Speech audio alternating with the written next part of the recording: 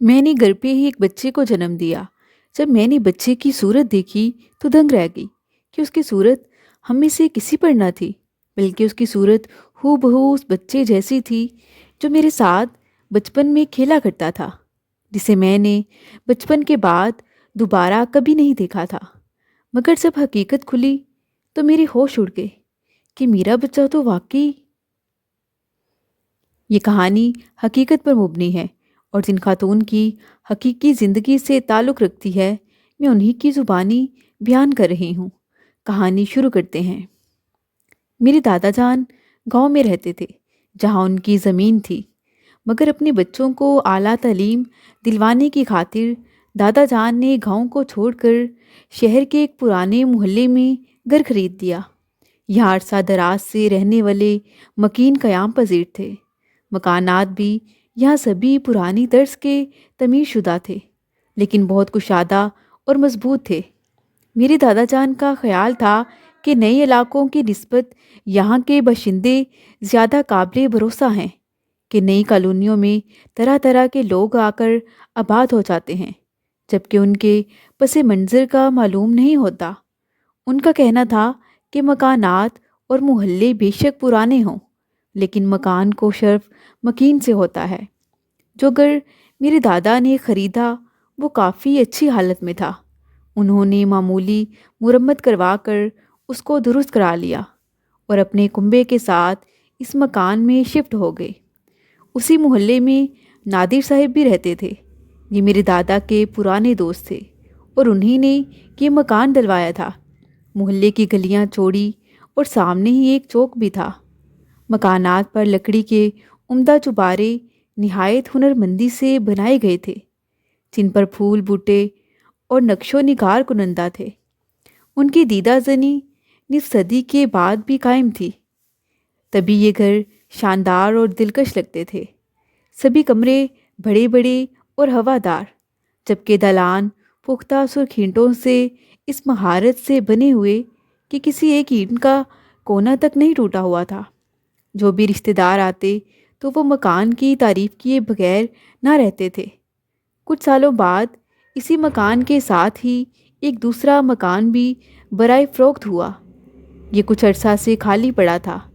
جن کا تھا وہ اس میں چند ماہ رہے اور پھر اسے فروخت کر کے بیرون ملک چلے گئے۔ نئے لوگ آئے تو وہ مالک کچھ عرصہ بعد بیمار ہوا اور پھر فوت ہو گیا۔ اس کی بیوہ بیوی نے گھر بیچ دیا اور کسی دوسری جگہ اپنے رشتہ داروں کے پاس ماں بچوں کے شفٹ ہو گئی۔ یہ گھر تب سے خالی تھا۔ بدقسمتی سے تعمیر کرانے والے اور خریدنے والے کوئی بھی اس مکان میں نہ رہ سکے، تو لوگ اس مکان سے جیسے خوف کھانے لگے۔ انسانوں کی طرح مکانات کی بھی ایک ہسٹری ہوتی ہے۔ ہمارے دادا نے جو گھر خریدا تھا اس کے ساتھ والے اس مکان کی یہ ہسٹری نادر صاحب نے ہی ان کو بتائی تھی، لیکن میرے دادا توہمات کے قائل نہ تھے۔ بہرحال اس مکان کو بہت توجہ سے بنوایا گیا تھا۔ ہر لحاظ سے عمدہ ایک چھوٹا سا محل ہی معلوم ہوتا تھا۔ پورے محلے کی یہ سب سے خوبصورت عمارت تھی، جس کو پچھلے کچھ برسوں سے تالا لگا ہوا تھا۔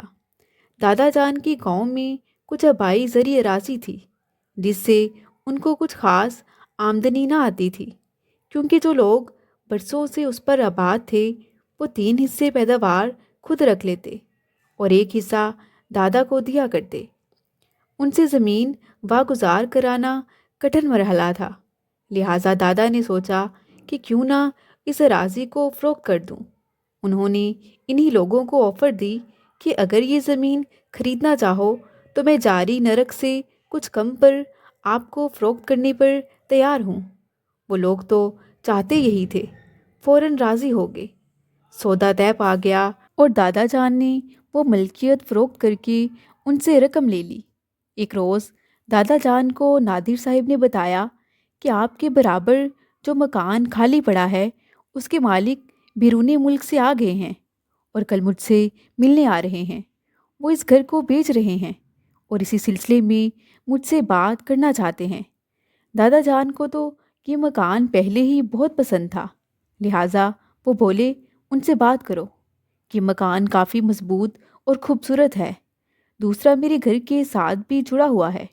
अगर हमारा ये सौदा हो जाए तो हम दरमियानी दीवार गिरा देंगे। यूँ हमारी रिहाइश और कुशादा हो जाएगी और बाद में बच्चों के काम आएगी। अगले रोज़ जब मकान मालिक नादिर साहब के पास आए तो उन्होंने उनसे बात की और यूं कि सौदा तय पा गया। दादा जान ने मकान खरीद लिया।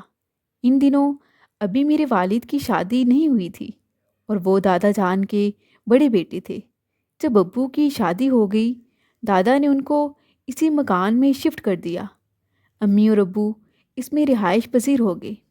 मेरे वालिद कारोबार के सिलसिले में चले जाते तो मेरी वालिदा का इतने बड़े घर में अकेले जी घबराता था। उन्होंने अपनी वालिदा यानी हमारी नानी से दरख्वास्त की कि अनाबी को मेरे पास भेज दें, मुझे अकेले में डर लगता है। अनाबी एक लावारिस खातून थी। वो अरसे से नानी के पास रहती थी और अम्मी उनसे काफ़ी मानूस थी। यूँ अनाबी मेरी वालिदा के पास आकर रहने लगी। मेरी पैदाइश के बाद अम्मी को अनाबी की ज़्यादा ज़रूरत हो गई, सो वो मुस्तकिल हमारे घर क़याम पज़ीर हो गई। मैं छोटी सी थी जब वो मुझे लेकर पाई बाग में जा बैठती। वो कुछ चटाई पर आंखें मूंदे लेट कर धूप सेंकती और मैं करीब ही खिलौनों से खेलती रहती। वहाँ आम और जामुन के दरख्त थे। खेलते हुए मैं उधर की तरफ चली जाती। अमूमन 3 साल के बच्चों को बातें याद नहीं रहती, लेकिन उस वक्त की बातें अच्छी तरह मेरे जहन में आज भी महफूज हैं। मुझे दरख्त के नीचे मेरी उम्र के और भी बच्चे खेलते हुए नजर आते। वो गोरे चिट्टे और गोल मटोल से होते और मैं उनके साथ जाकर खेलने लगती। अनाबी की आंख लग जाती और मैं खेल में मगन हो जाती। तभी अम्मी की आवाज़ सुनाई देती, अनाबी, आशी को ले आओ, उसका खाना तैयार है, खिलाकर सुला दो, थक गई होगी। अम्मी की पुकार पर अनाबी को होश आता। वो हड़बड़ा कर उठ बैठती और मुझे बाजुओं से पकड़ कर उठाती। वो अंदर चलने को कहती और मैं साथी बच्चों के साथ रहना चाहती। मैं रोती और ज़िद करती तो अनाबी हैरान होकर कहती, अरे चलो आशी, आखिर क्या हो गया है तुम्हें, क्यों रोई जा रही हो। तब मैं उस जानिब इशारा करती कि जहाँ मेरे साथी बच्चे बैठे होते। तब वो कहती, यहाँ कौन है, यहाँ तो कोई भी नहीं है। वो मुझे अपनी तरफ खींचती और मैं चिल्लाती, अनाबी, वो न जाने उसे अपनी मासूम आंखों से क्या नज़र आता है। क्या है आशी वहाँ, वो तशवीश भरे लहजे में पूछती। मैं दरख्त तले बैठे बच्चों की तरफ इशारा करती, अपने साथ खेलने वाले बच्चों की मौजूदगी का एहसास दिलाती, मगर उनको तो कुछ भी दिखाई ना देता। वो मुझे बाजुओं से पकड़ती और ज़बरदस्ती अंदर ले जाती। बीबी जान, देखो तो आशी को, ये रोज़ ऐसे खेल में मस्त हो जाती है कि जब अंदर आने का कहती हूँ तो ज़िद करती है, ज़बरदस्ती लाती हूँ तो रोने चिल्लाने लगती है। शुरू में अम्मी ने उनकी बातों पर ध्यान न दिया। एक रोज़ वो उस वक्त उधर आ गई। देखा कि अनाबी मदहोश पड़ी सो रही हैं और मैं हशाश बशाश दरख्तों के साए तले खेल में मगन हूँ, लेकिन ऐसे कि जैसे कोई बच्चा दूसरे बच्चों के साथ खेलता और उनको देखकर हंसता है। अम्मी को मेरा इस अंदाज से खेलना कुछ अजीब सा लगा।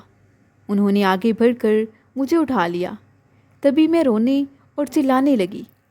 इतने में जो बच्चे मेरे साथ खेल रहे थे वो उठकर वहाँ से भाग गए।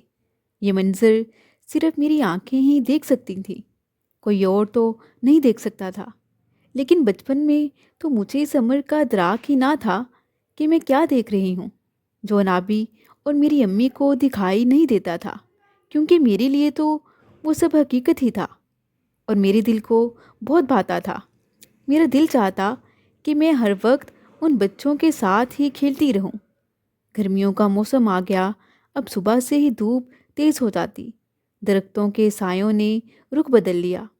अब अनाबी मुझे वहाँ ना बिठाती जहाँ मैं पहले बैठ कर खेला करती थी, लेकिन अब वही बच्चे दूसरी सिमत मेरे पास आकर दायरे में बैठ जाते اور میرے ساتھ کھیلتے۔ جب تپش پڑتی تو انابی مجھے وہاں سے اٹھا کر صحن میں لے جانے لگتی۔ میں کہتی، انابی وہ دیکھو، وہ سامنے بیٹھے ہیں، مجھے ان کے پاس جانے دو، میں ان کے ہی ساتھ کھیلوں گی۔ اب میں خوب فراٹے سے بولنے لگی تھی اور اپنا معافی الضمیر سمجھا سکتی تھی۔ کون ہیں؟ کہاں ہیں؟ انابی حیران ہو کر پوچھتی۔ میں کہتی، دیکھو تو وہ ہیں بچے۔ وہ آگے سے کہتی، کون سے بچے بھئی؟ وہاں تو کوئی بھی نہیں ہے۔ میں آگے سے کہتی، وہ مجھے بلا رہے ہیں، آپ کو کیوں نہیں نظر آ رہے؟ نہیں تو جانے کیا کہتی رہتی ہو تم، چلو۔ میں جیسے مچل سی جاتی، ادھر کو بھاگتی جدھر وہ ہوتے، اور انابی بھی حیران ہو جاتی۔ وہ آیت الکرسی پڑھ کر میرے منہ پر پھونک مارتی کہ شاید میں ڈر جاتی ہوں۔ انابی نے میری والدہ کو یہ سب بتایا، وہ بھی کچھ پریشان ہوئی۔ اگلے روز وہ مجھے اس وقت دیکھنے آئیں جب میں پائیں باغ میں اپنی مخصوص جگہ پر کھیلنے میں مصروف تھی۔ میرے کھلونے ایک طرف پڑے تھے اور میں ان بچوں کے آگے پیچھے بھاگ رہی تھی جو مجھے نظر آتے تھے۔ میری امی بھی مجھے یوں دیکھ کر پریشان ہو گئی۔ انہوں نے مجھے عجب انداز سے کھیلتے پایا، جیسے کہ میں کسی اور کے ساتھ کھیل رہی ہوں، کسی کے پیچھے بھاگ دوڑ کر رہی ہوں۔ وہ ڈر گئیں اور مجھے دادی کے پاس لے گئیں۔ ان کو سارا احوال بتایا۔ وہ بولی کہ تم پریشان نہ ہو، میرے خیال سے ہو سکتا ہے کہ یہ مکان عرصے سے بند پڑا تھا، ممکن ہے کسی اور مخلوق نے بھی اس میں بسیرا کر لیا ہو۔ تم اس کو درختوں تلے مت کھیلنے دیا کرو، بلکہ پائیں باغ کی طرف جانے والا دروازہ ہی بند کر دو، اور گھر میں تلاوت قرآن کیا کرو، کیونکہ ہو سکتا ہے آپ لوگوں سے کوئی کوتاہی ہوئی ہو۔ میرے گھٹنوں میں درد کی وجہ سے چلا نہیں جاتا، لیکن پھر بھی میں بھی آ کر کبھی کبھار تلاوت کر جایا کروں گی۔ اللہ کے کلام میں بہت طاقت ہے، تمہیں پریشان ہونے کی ضرورت نہیں ہے، آپ ہی سب کچھ ٹھیک ہو جائے گا۔ والدہ نے گھر آ کر بائیں باغ کو جانے والے دروازے کو تالا لگا دیا۔ نتیجہ یہ ہوا کہ میں چڑچڑی اور بیمار ہو گئی، کھانا پینا چھوڑ دیا۔ تب دادی مجھے دم کرانے ایک مولوی صاحب کے پاس لے گئیں۔ اب وہ روز گھر آ کر مجھ پر دم درود کرتے۔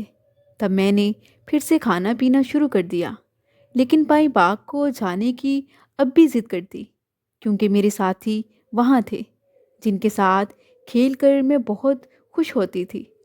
انہی دنوں میری بہن پیدا ہوئی۔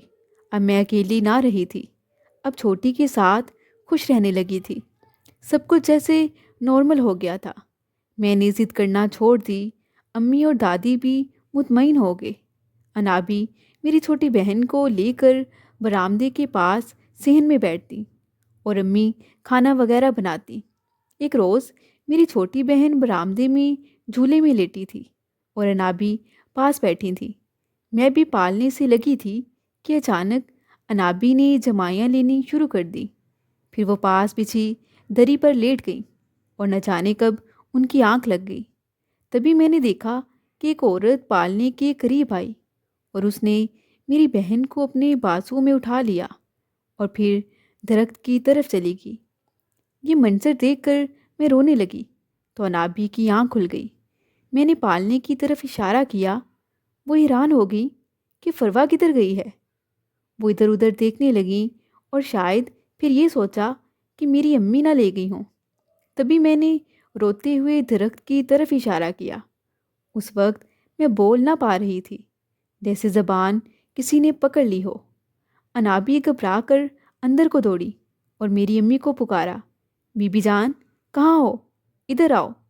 کیا فروا کو تم اٹھا کر لے گئی ہو؟ وہ پالنے میں نہیں ہے۔ اس سے قبل کہ امی آتی مجھے وہ عورت دوبارہ برآمدے میں نظر آئی۔ اس نے میری ننھی منی بہن کو پھر سے پالنے میں لٹا دیا اور خود درخت کی سمت چلی گئی اور غائب ہو گئی۔ میں سب کچھ بتانا چاہتی تھی مگر بتا نہ سکی، کیونکہ میری زبان نے میرا ساتھ نہ دیا۔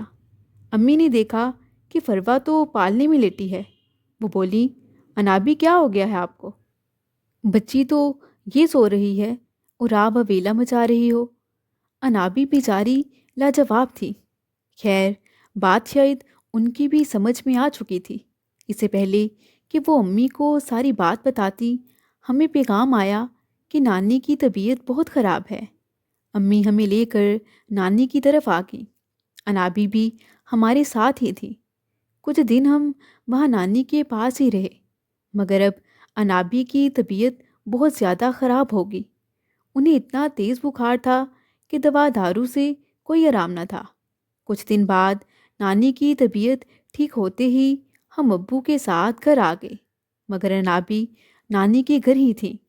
ایک ہفتہ بعد ان کی وفات ہو گئی۔ ان کی وفات کا ہم سب کو بہت دکھ تھا۔ امی بھی اب اکیلی ہو گئی تھی۔ وہی عورت بعد میں بھی کئی بار مجھے پائیں باغ میں اور نلکے پر دکھائی دی۔ کبھی بچے اس کے ساتھ ہوتے اور کبھی وہ اکیلی ہوتی۔ وقت گزر رہا تھا اور میں 6 برس کی ہو گئی۔ اب مجھے کچھ کچھ سمجھ آتی جا رہی تھی۔ اب اس گھر میں کسی کو کچھ نہ کچھ غیر معمولی ضرور محسوس ہوتا تھا، لیکن ایک میں ہی تھی جو کبھی کچھ اور کبھی کچھ دیکھتی تھی اور کسی سے بیان بھی نہ کر سکتی تھی۔ ایک بار دیکھا کہ کچھ لڑکے اور لڑکیاں بیری کے درخت کے ارد گرد چکر لگا رہے ہیں اور 2 عورتیں نلکے پر کپڑے دھو رہی ہیں۔ ایک بار جاڑے کے موسم میں دیکھا کہ درخت پر آم لگے ہیں۔ ضد کرتی کہ امی آم توڑ کر دو۔ وہ کہتی، اے ہے، یہ کیسی بن موسم برسات ہے بھئی؟ کیا سخت جاڑے میں کبھی آم کا پھل آتا ہے؟ کہاں ہے آم؟ وہ دیکھو، وہ رہے۔ میں اصرار کرتی، لا دو نا۔ وہ مجھے وہاں سے کھینچ کر لے جاتی اور کہتی، ارے بھئی، مجھے نہ ستاؤ، وہاں کچھ نہیں ہے، چلو اندر چلو۔ کبھی کھینچتی ہوئی کمرے میں لے آتی۔ میں روتی رہ جاتی۔ اب سوچتی ہوں، نہ جانے میرے والدین مجھے کیوں نہ سمجھتے تھے، آخر کیوں وہ اس طرف کوئی دھیان نہ دیتے تھے، حالانکہ ان کو وہ گھر چھوڑ دینا چاہیے تھا۔ جانے یہ کیسا عجیب و غریب سا سما تھا کہ گھر میں مجھے کچھ نہ کچھ غیر ایسے معمولی وجود نظر آتے تھے، جبکہ کسی اور کو نہیں۔ خدا جانے ان دنوں میری آنکھوں میں کوئی ایسی قوت در آئی تھی جو ان چیزوں کو بھی دیکھ لیتی تھی جن کو عام آنکھوں سے نہیں دیکھا جا سکتا تھا۔ 7 سال کی عمر میں مجھے دور دراز فاصلے پر ہونے والی باتیں سنائی دینے لگی۔ اگر کبھی امی نانی کے گھر بیٹھی ان کے ساتھ باتیں کر رہی ہوتی تو میرے کان ان باتوں کو سن رہے ہوتے تھے، حالانکہ نانی کا گھر ہمارے گھر سے 20 کوس پر تھا اور یہ ایک ناممکن سی بات تھی۔ رات کو اپنے بستر پر لیٹی ہوتی تو ساتھ والے گھر میں دادا دادی، چچا چچی اور ان کے بچوں کے درمیان ہونے والی گفتگو کو میرے کان سن رہے ہوتے۔ صبح ان کو بتاتی کہ رات آپ لوگوں نے یہ باتیں کی تھی۔ وہ حیرت سے منہ تکنے لگتے، جیسے کہ میرے کانوں میں آوازیں کیچ کرنے والے ریڈیائی آلات لگے ہوں۔ میرے گھر والے سب پریشان تھے کیونکہ میری کئی باتیں صحیح پیشن گوئیاں ثابت ہو رہی تھیں۔ کبھی صبح میں کہتی، ابو آج گاڑی پر مت جائیے، آپ کی گاڑی کو ٹکر لگے گی، اور پھر ایسا ہی ہو جاتا۔ حالانکہ 7 سال کے بچوں کو بھلا اتنی سوجھ بوجھ کہاں؟ مگر یہ سب باتیں میں نہ کہتی تھی، بلکہ کوئی میرے دل میں کہتا تھا۔ دادا کے انتقال کے بعد میرے ساتھ غیر معمولی واقعات اور زیادہ ہونے لگے۔ میرا تو بچپن تھا، معصوم عمر تھی، جو دیکھتی، سنتی، بیان کر دیتی۔ ابو اور چچا نے کچھ عالموں سے اس بارے میں پوچھا۔ انہوں نے ابو اور چچا کو مشورہ دیا کہ اس گھر کو چھوڑ دو، کسی اور جگہ سکونت اختیار کر لو۔ لگتا ہے یہ گھر آپ لوگوں پر بھاری ہے اور آپ کی بچی پر اس کا اثر ہو رہا ہے۔ ابو اور چچا نے نیا مکان ڈھونڈنے کی تگ-و-دو شروع کر دی۔ بالآخر ہمارے یہ دونوں مکان ہی فروخت ہو گئے۔ سامان شفٹ ہونے لگا۔ جس روز ہمارا وہاں آخری دن کا قیام تھا، رات کو میں نے اپنی کھڑکی سے دیکھا کہ کچھ لوگ صحن میں جھاڑو دے رہے ہیں اور عورتیں ان کی مدد کر رہی ہیں۔ بچے ہاتھوں میں دیے لیے تھے جن کی روشنی چاندنی جیسی تھی۔ وہ میری طرف افسردہ نگاہوں سے دیکھ کر ہاتھ ہلانے لگے، یہ وہی بچے تھے جن کے ساتھ میں بچپن میں کھیلا کرتی تھی۔ اب میری عمر 8 سال تھی اور کافی شعور آ چکا تھا۔ میں بھی ان کو دیکھ کر غمزدہ ہو گئی۔ اگلی صبح ہم نے وہ مکان چھوڑ دیا اور نئے گھر میں چلے آئے۔ بتاتی چلوں کہ میں بچپن میں بھی کسی شے سے خوف نہیں کھاتی تھی۔ بلیوں اور کتوں کو دیکھتی تو ان کے پیچھے دوڑنے لگتی۔ بچے خصوصاً چھوٹے ہوں تو ایسی چیزوں سے ڈر جاتے ہیں، لیکن مجھ میں کوئی ڈر اور خوف جیسے تھا ہی نہیں۔ بہرحال جوں جوں بچپن رخصت ہونے لگا مجھے ڈر بھی محسوس ہونے لگا۔ اب میں اکیلے اندھیری جگہوں کی طرف جانے سے ڈرنے لگی تھی اور کتے اور بلیوں سے خوف کھانے لگی۔ نئے گھر میں سب کچھ معمول کے مطابق تھا۔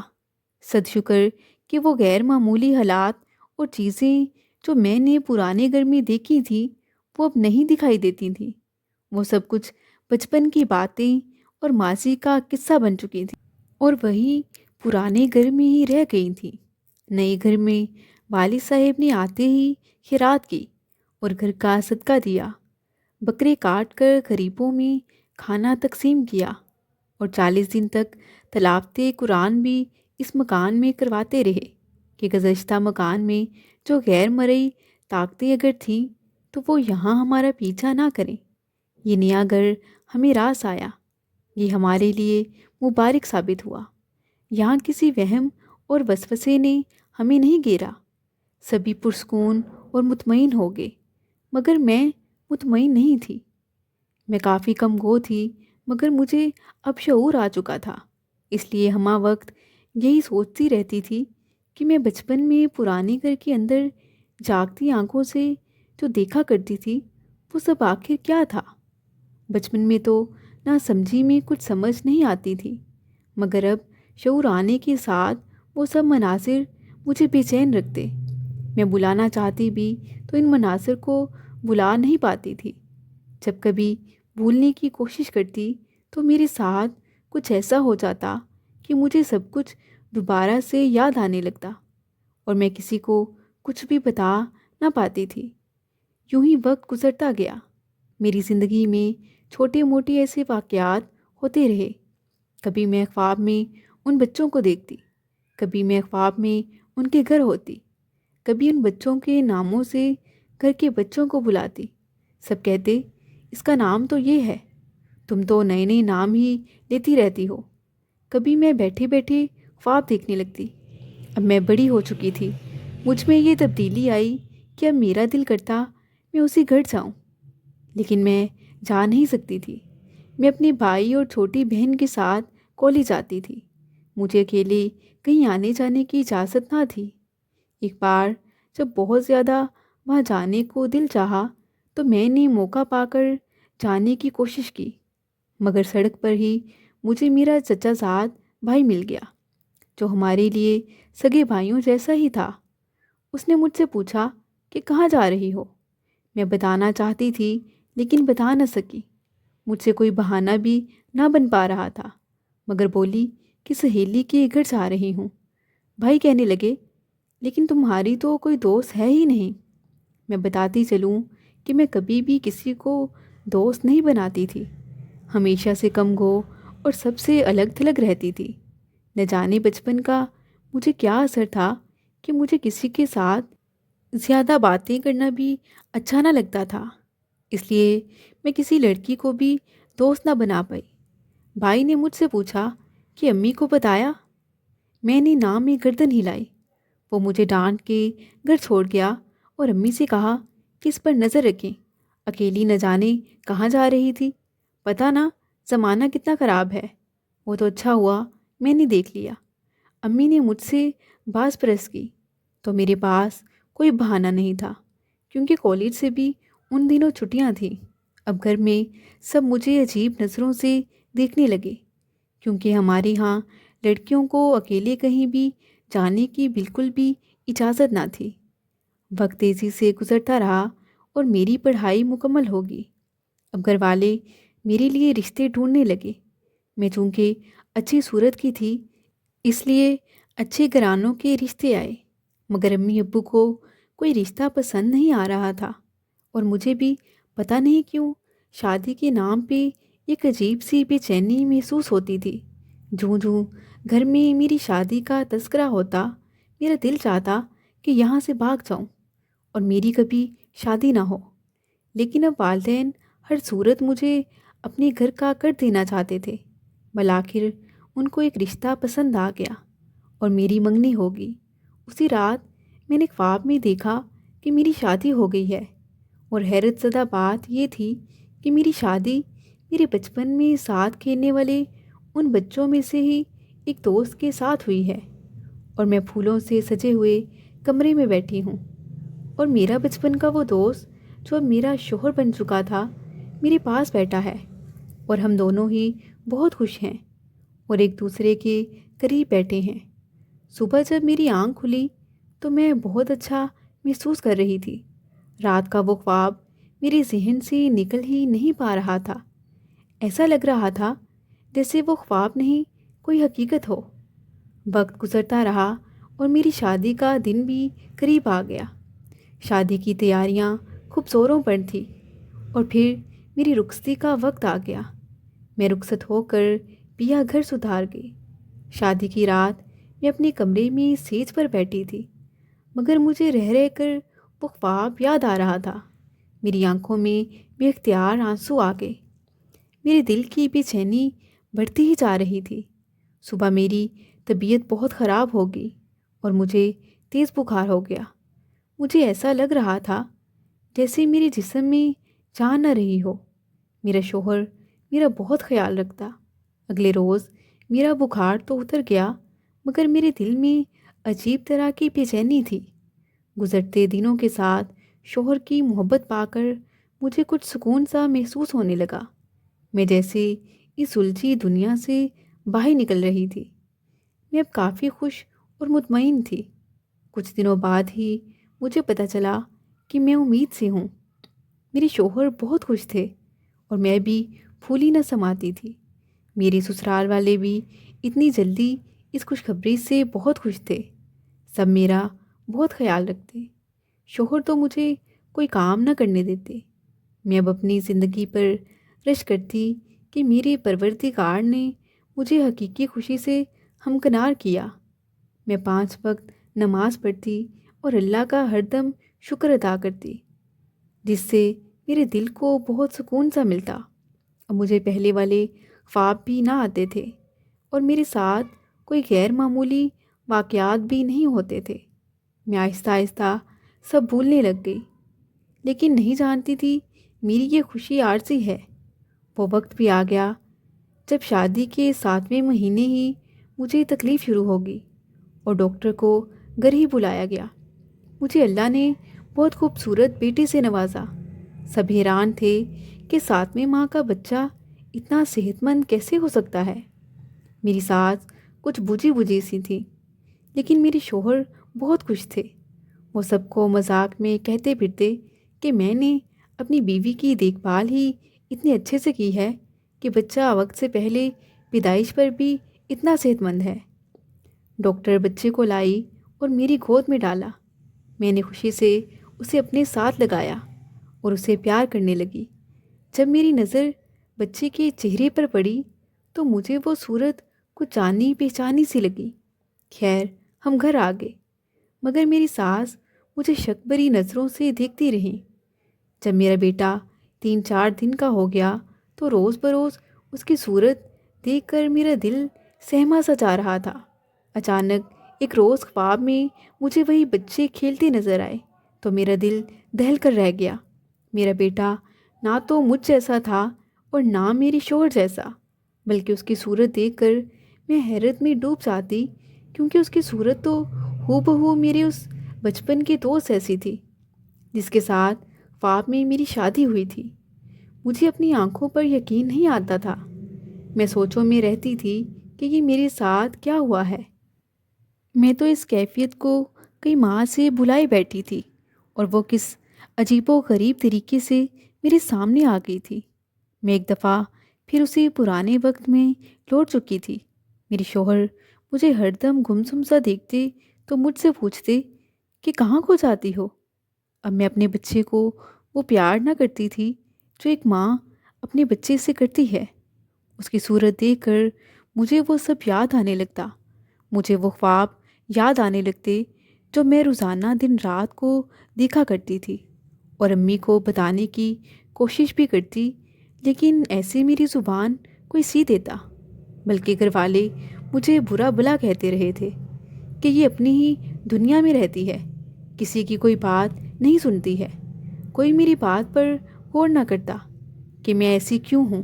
حالانکہ سب جانتے بھی تھے کہ بچپن میں جو میرے ساتھ اس گھر میں ہوتا تھا، لیکن امی جب تک صرف ہم دو بہنیں تھیں مجھ پر توجہ دیتی۔ بعد میں اور بہن بھائی ہوئے تو انہیں مجھ پر اتنی خاص توجہ دینے کا وقت ہی نہ ملا۔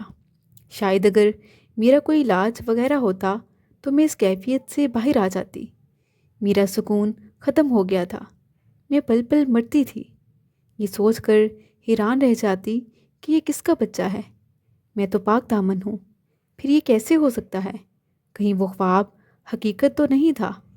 لیکن پھر سوچتی وہ تو خواب تھا۔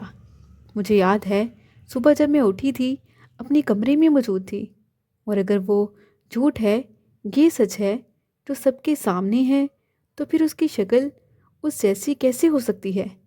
شاید کہ میں نے اس صورت کو اپنے اوپر بہت زیادہ سوار کر لیا تھا۔ کبھی سوچتی کہ شاید میں نے شوہر کی محبت پا کر اللہ کی یاد سے کچھ غفلت پا لی تھی، تبھی میرے ساتھ یہ ہو رہا ہے۔ اور جب یہ سوچتی کہ کیا میری بیٹی کو بھی ان سب سے گزرنا ہوگا جس سے میں گزری، تو میرا دماغ چکرانے لگتا۔ اس بچے کے بعد میری ساس کے دل میں ایسا شک آیا کہ وہ میرے ساتھ پہلی جیسی نہ رہی، بلکہ اپنے بیٹے کی غیر موجودگی میں مجھے تانے دیتی کہ جانے کس کی اولاد لا کر میرے بیٹے کی گود میں ڈالتی ہے۔ 7 ماہ میں اتنا صحت مند بچہ پیدا نہیں ہوتا، آخر ہم نے بھی ایک عمر گزاری ہے۔ مگر میرے شوہر کو مجھ پر اعتبار تھا، انہوں نے اس بچے کو بہت پیار دیا، لیکن میں اسے ویسا پیار نہ دے سکی جیسا ایک ماں دیتی ہے۔ لیکن میں ہر روز قرآن پاک کی آیات پڑھ کر اس پر دم کیا کرتی، اور خود بھی 5 وقت کی نماز کے ساتھ ساتھ تہجد اور زیادہ وقت عبادت میں مشغول رہنے لگی۔ اس کے بعد میں نے کوئی بچہ پیدا نہ کیا۔ علی جب 6 سال کا ہوا تو وہ اسکول جانے لگا۔ میرا ارادہ تھا کہ میں اسے حافظ قرآن بناؤں گی۔ 7 سال کی عمر میں وہ کچھ بیمار سا ہو گیا، اور پھر دن بدن کمزور ہوتا گیا۔ میرے شوہر نے اس کا بہت علاج کروایا، لیکن کسی کو اس کی بیماری سمجھ میں نہ آئی۔ 4 مہینے مسلسل بیمار رہنے کے بعد وہ ہمیشہ کے لیے گہری نیند سو گیا۔ علی کی وفات کے بعد میں نے قرآن پاک حفظ کیا اور زیادہ وقت عبادت میں گزارتی۔ میرے دل کو ایسا سکون ملتا تھا جس کی تلاش میں اتنے سال بھٹکتی رہی۔ میں ایک نارمل زندگی گزارنے لگی۔ اب مجھے وہ خواب بھی نہ آتے، اور نہ ہی وہ پہلے جیسی بے چینی رہی تھی۔ میرا دل ہر دم پرسکون سا رہنے لگا۔ آج میں 2 بچوں کی ماں ہوں۔ میرے دونوں بچے حافظ قرآن ہیں، دونوں بالکل ٹھیک ہیں، لیکن اس بچے کا وہ معمہ آج تک میرا دل و ذہن حل نہ کر سکا کہ آخر اس کا میرے اس بچپن کے ساتھیوں سے کیا تعلق تھا۔ مزید دلچسپ سچی کہانیوں کے لیے چینل کو سبسکرائب کریں۔